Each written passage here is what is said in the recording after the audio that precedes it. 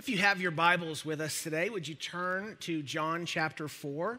I am doing just a brief 2-week series that I've entitled Gentle as the Rain. It's just 2 weeks is not really a long time to develop any big ideas, but it's really just taking a little bit of time to focus in on the gentleness of Jesus. In particular, these two conversations that Jesus have with these women that in every way imaginable are forgotten by their society. And Jesus comes and just in his gentle and affectionate way comes and challenges the way that they see the world and helps them see themselves in a more healthy way. So it's John chapter 8 last week, and this week it's John chapter 4.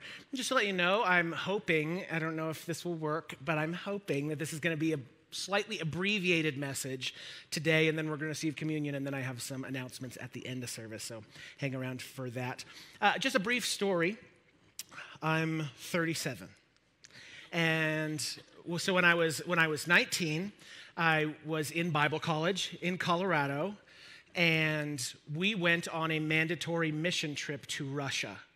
And so we went to St. Pete. We got some Russia fans, or one. I shouldn't say one fan. And so we were there. We went to St. Petersburg. We went to Moscow.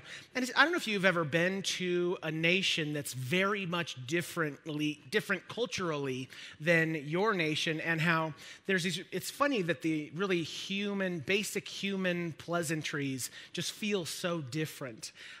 Just things that we kind of take for granted and think that's how people talk, and we realize, oh no, that's just how people in the U.S. talk. And how easy it is to accidentally be offensive. An example of that would be in some countries, Russia, for example, to show someone the bottom of your foot, like the sole of your shoe, would be an insult to them. It's like flipping the bird. And so I remember that they told us, and see, we're all teenagers, so, we all sit, we kind of like the makeshift table, Some of you guys have that, you're like rolling your foot off, don't worry. But so we couldn't do that, because if I was to show my foot to the room, that'd somehow be an insult to all of them.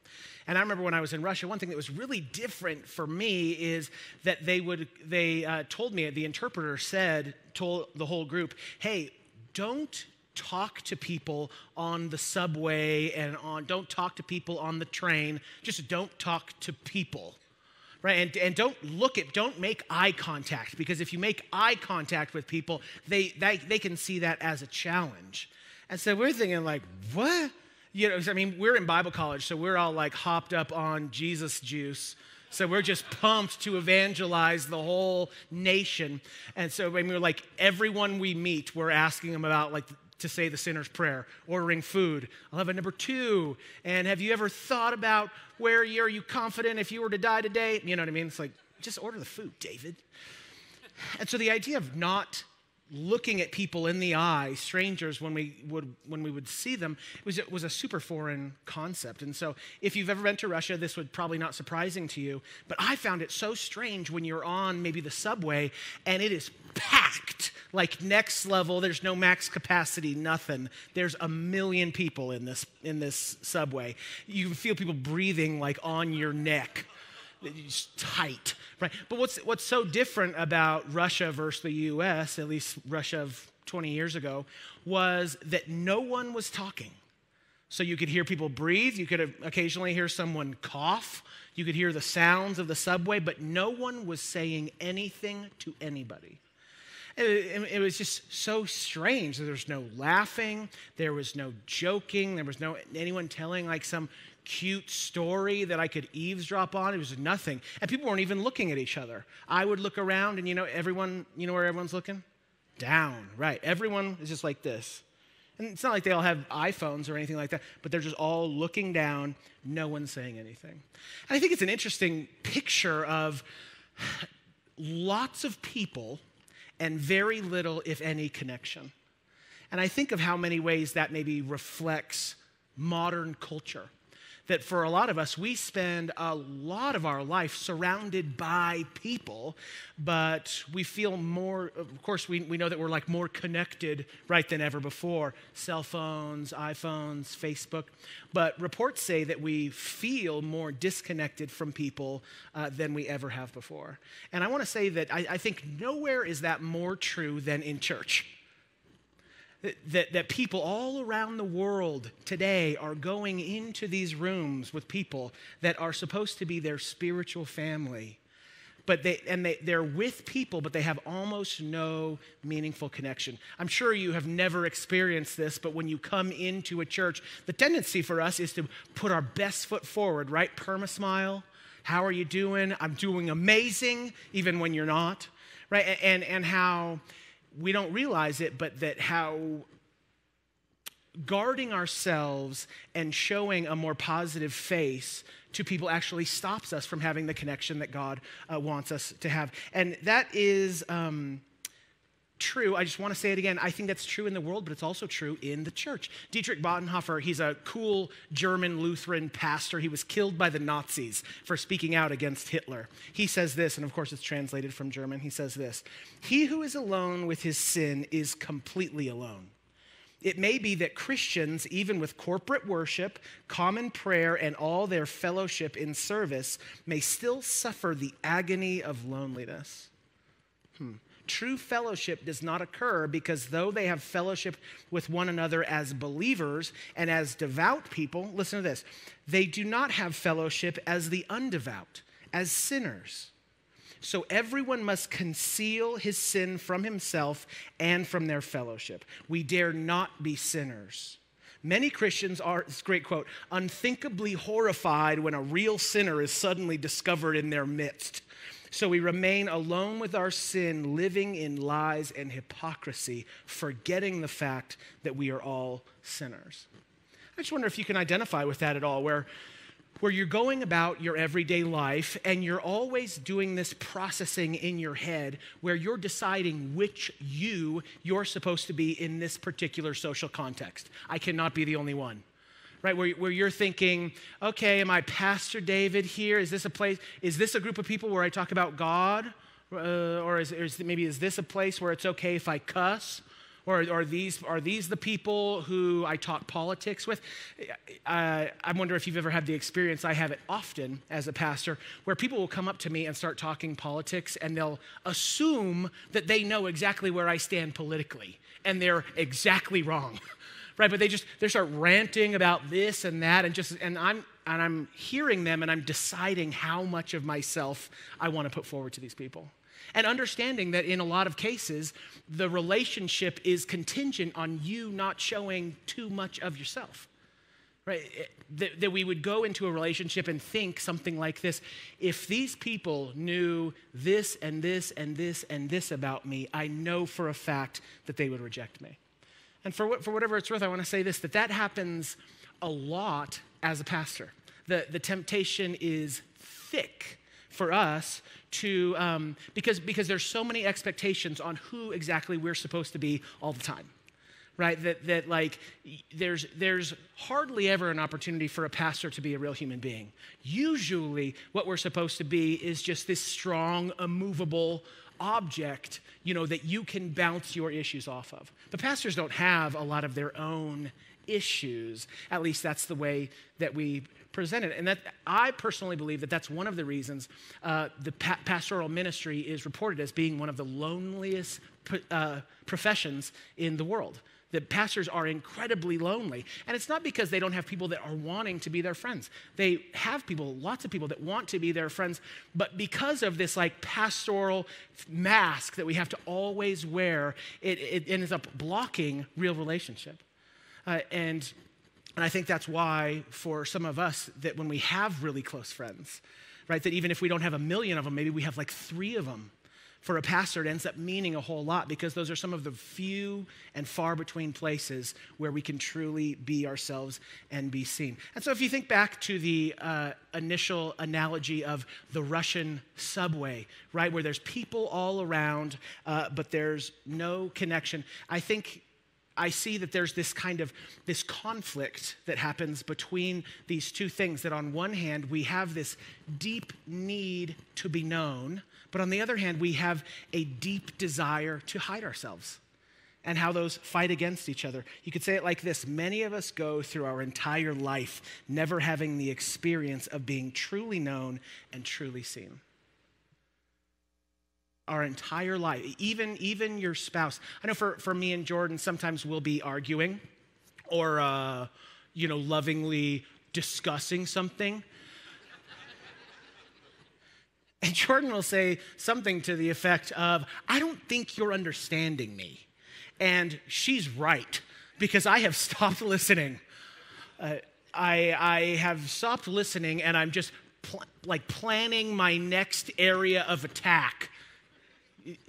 No one agrees with it. No one identifies. But instead, I'm not listening to her point. I'm waiting for a chink in her armor that I can then jump into. And so she says, I don't think you're understanding me. And I'm like, no, I understand perfectly. Your argument is stupid, or something like that. I would say, in a nice way. In a nice way, I'd say. I wouldn't say it like that, right? Okay. But it's a true, yeah. And then we have another argument. But I think it's kind of an isolating experience and an isolating feeling to feel like you're living in a room or living in a world with people that are your acquaintances, but that they don't really understand the real you and that they don't see the real you. So John chapter 4, did you find it? Okay. Keep that in mind, this kind of tension of needing to be known and wanting to be known, but at the same time, feeling like this strong tendency to hide ourselves so that people won't reject us. In John chapter 4, we see Jesus, he's on a journey. Things have begun to get a little bit heated with the Pharisees. And so he's leaving Jerusalem to head north up to Galilee. In fact, I do have a map for you. You can see that. Okay, yeah, so he's down in Jerusalem. Things are getting heated. There's conflict. He decides, let's let things cool down a little. So he's going to go up to Galilee up in the top. And you may notice that in order for him to go from Jerusalem to Galilee, he has to pass through a place called Samaria. Verse 4. Now he had to go through Samaria. So he came to a town in Samaria called Sychar, near the plot of ground Jacob had given to his son Joseph. Jacob's well was there, and Jesus, tired as he was from his journey, sat down by the well, and it was about noon. When a Samaritan woman came to draw water, Jesus said to her, "Will you give me a drink?" I'm sure most of you are probably familiar with this story, but the gist is that Jesus is traveling, and it's noon and it's hot and he's tired, and the disciples, they go into town to get food, and Jesus hangs out on the outside, and he's in the noonday sun and it's hot and he's thirsty. Then there's this woman, a Samaritan woman. She has come to get water from the well. I think running water, how's that for a miracle? My God, he pipes right into the house, just hot, cold, whatever you want. That's not how it used to be. It used to be that if you wanted water, you had to go get a pail and go get water to drink and to clean and to bathe. And so this woman is there with her little water pail getting some water. This is not the point of my message, but we do know the fact that it's noon shows how rejected this woman is from her own culture, because the women would go together, but they would never go in the noonday sun. They would go in the morning before it got hot. So here's a woman who's going to the well alone in the noonday sun to get some water. Jesus looks at her and says, what? Will you give me a drink? And I don't want the controversy to be lost on you, but this is Jesus is being right on the edge of being socially just controversial. 3 things. Number 1 is this Samaritan woman was a woman. And it's hard to really explain how, in this culture, how invisible women really were. In fact, even in Scripture, when they're talking about how many people were at a big event or a big gathering, they don't even count the women. Like the women weren't even worthy of being taken attendance of.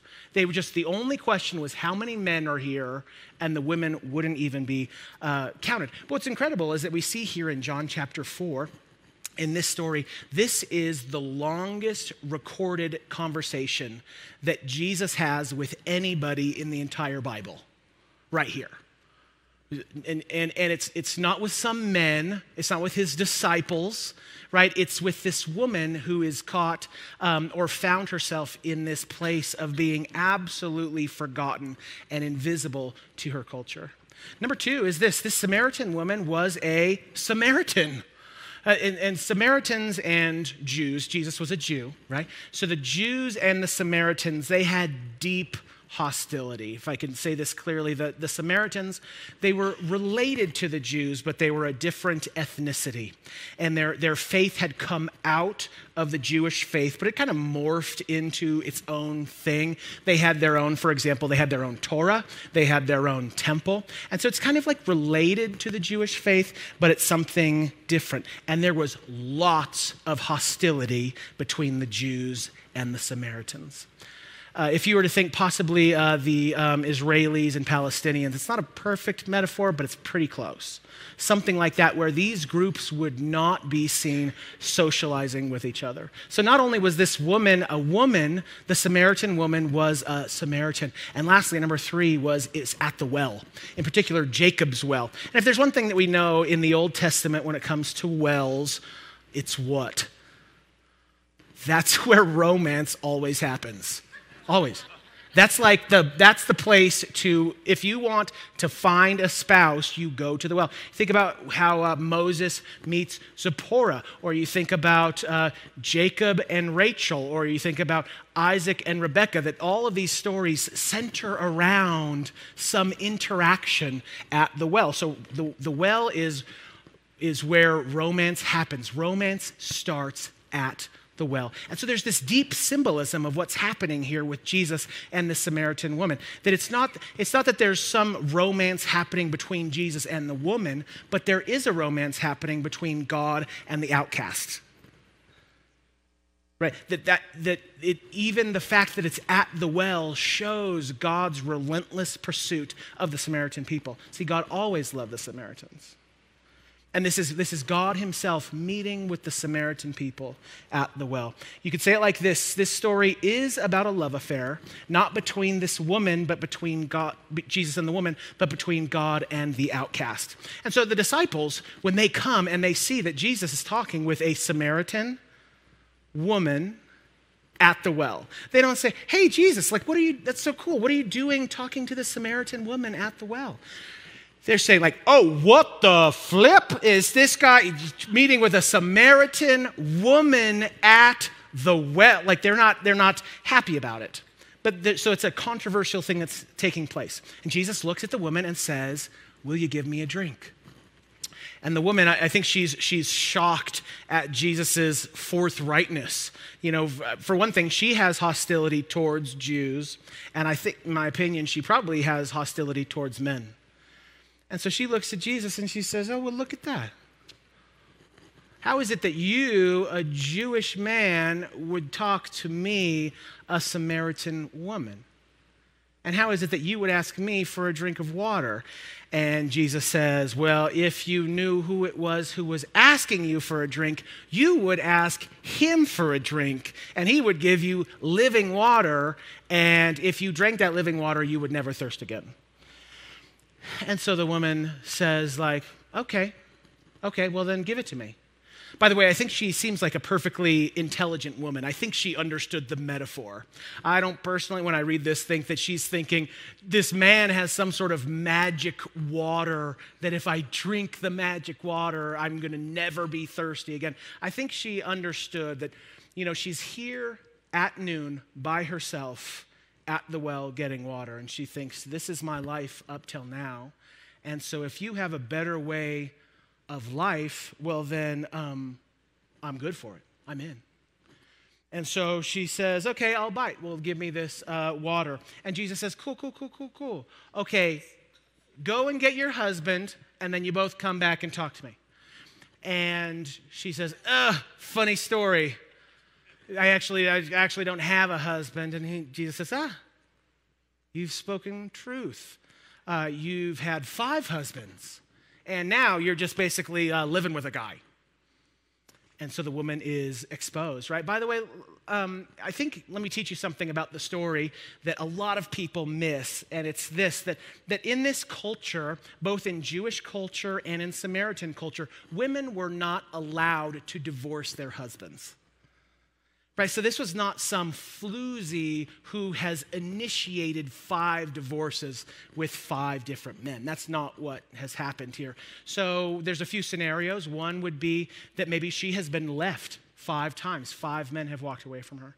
Or maybe she has been widowed 5 times, probably a combination of the two. The tradition in this day was that if a woman was widowed, she would just be passed along to the brother.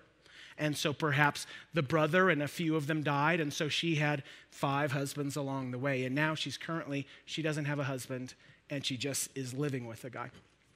And so I think what I want to point out here is that Jesus comes and he brings this up, right? And it feels like, to me, at least when I read this story, I feel like there's no good reason for him to bring that up, because it's just like a painful thing, that it's like, hey, do you want a new life? You want a new way to live?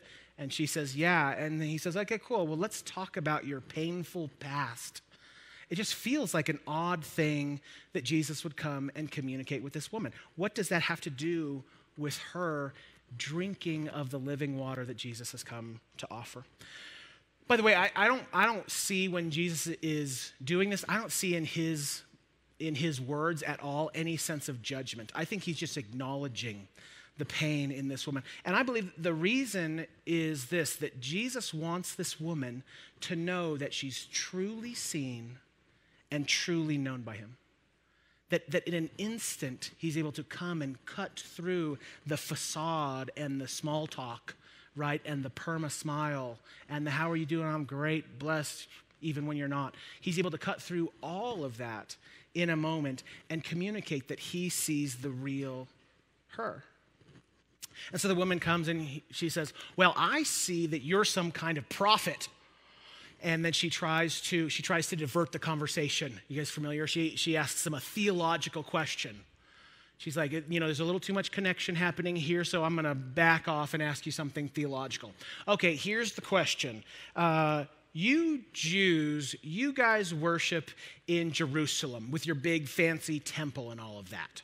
But Abraham, Isaac, and Jacob, well, they worship out here in the desert. So what do you have to say about that? And Jesus looks at her and says, okay, well, the Jews, we worship in a way that we understand. And you as Samaritans, you worship in a way that you don't understand. But more importantly, there is a time coming where it will not be about temples and places and locations and ethnicities. There's a day coming where none of that's going to matter, right? Where you were born, your gender, your financial status, whether you're slave or free. That he's talking about, there's going to be a time when it's not this people versus that people, but there will be a time when we all come as equals to worship Jesus together. And it seems like a pretty cool answer to me. I find it hysterical. The woman is so unimpressed with the answer. Look at what she says. He answers a theological question. Look at what she says, verse 25. I know that Messiah, called the Christ, is coming. When he comes, he'll explain everything to us. I love that. He explains, when the Messiah comes, then we'll really know the answer. Verse 26, then Jesus declared, I, the one speaking to you, I am he. And then she realizes what's been going on. She runs back to town, right? She's so excited that she forgets her water pot. And what does she say when she returns back to town? Verse 29, come see a man who told me everything I ever did. Could this be the Messiah? And then skip down to verse 39. Many of the Samaritans from that town believed in him, Jesus, because of the woman's testimony. And what was the woman's testimony? He told me everything I ever did. So when the Samaritans came to him, they urged him to stay with them, and he stayed 2 more days. And because of his words, many more became believers. They said to the woman, listen to this, we no longer believe just because of what you said. Now we have heard for ourselves, and we know that this man really is the Savior of the world. So here's the story. This woman has an encounter with Jesus, and Jesus transforms the woman's life. Here's a question. How? How did Jesus change this woman's life? Was it that he did some incredible healing, where limbs grew back, right? Or did he show his supernatural power by doing some incredible exorcism, right? Or maybe did he wow her with incredible theology, like on the Sermon on the Mount? And it seems like she was quite unimpressed with his theological response. No, it wasn't any of that. It was this. She shows how he changed her life in her testimony. Come see a man who told me everything I ever did. Jesus changes this woman's life by simply communicating to her that she's truly known by him. And here's just a thought. I think everyone thinks they know exactly what kind of God they want, and they all know exactly what God ought to do.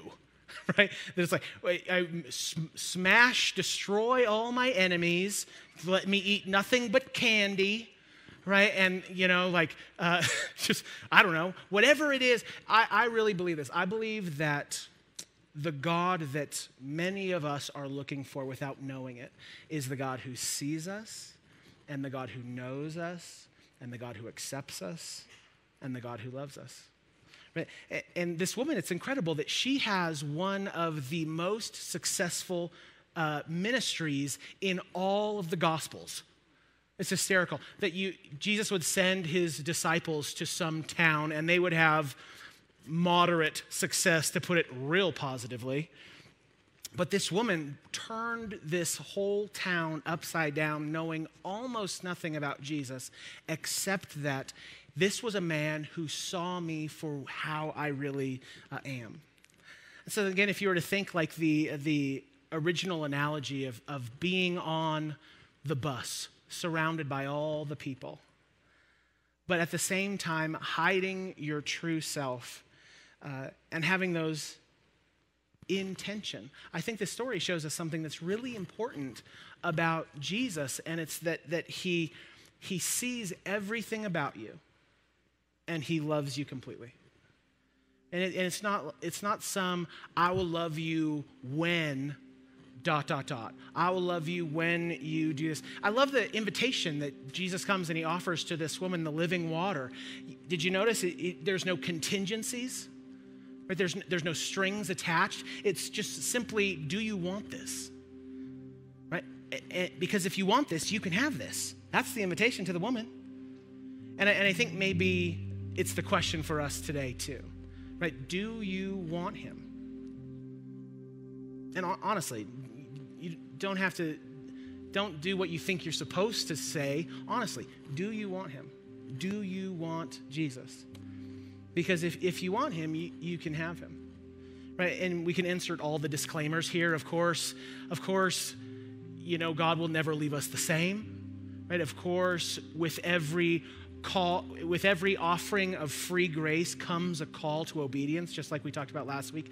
That's true. But all of that behavior modification, if we would call it that, I'm actually fine with that phrase. All of that behavior modification, it comes after the invitation of free grace. And the order is all important. Right? That all of the different ways that Jesus would want you and will have you change in your own life, and there's a lot. Following Jesus is simple in a lot of ways, but it's never easy to me. It's always hard.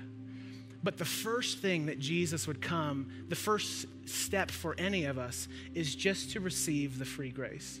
And I think there's just this beautiful idea of being truly seen and that understanding that our relationship with God, this is the one place in the entire world where he knows everything about you. He knows you more than you know yourself, right? He knows, you know how you're going to have some big old existential life lesson a year from now, and oh my God, he already knows that about you. And he knows the one after that, and he knows the one after that. He sees everything about you, and he loves you completely.